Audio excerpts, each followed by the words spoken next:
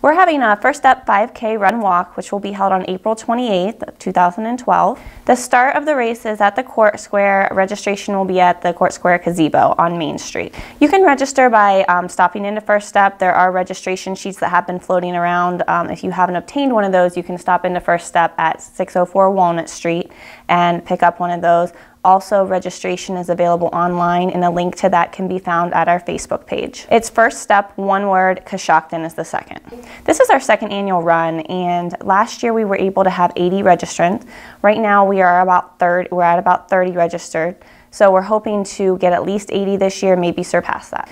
Well, First Step is a 501c3 agency. We're United Way as well. Most of our funding comes from federal and state grants, and as you know, with the federal budget being uncertain for the 2013 year, we use any donations that we can to fund all of our projects. Most of our services are free except the perpetrators program, which is court ordered, and that does have a fee, but everything else in terms of victim services, prevention programs, legal advocacy, all of that, the funds that we get from the race will go directly back to servicing victims of Coshocton County. The first 100 register will receive a free drawstring backpack. We decided to do that this year because I know a lot of the 5K races give out t-shirts, so this is something a little bit different. If you wish to register before April 13th, then it's $20. After April 13th or the day of the race, it's $25.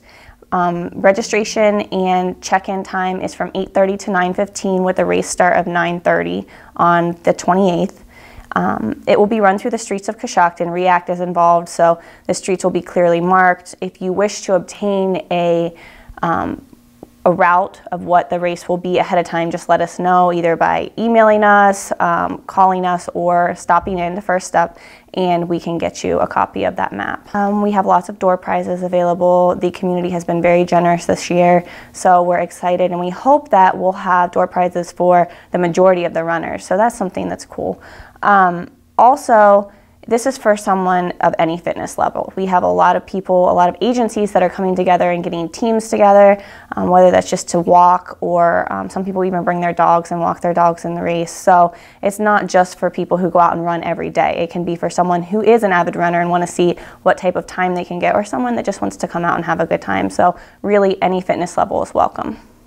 And how much is it? It's $20 if you pre-register, which again is before April 13th, or $25 anytime after April 13th or the day of the race.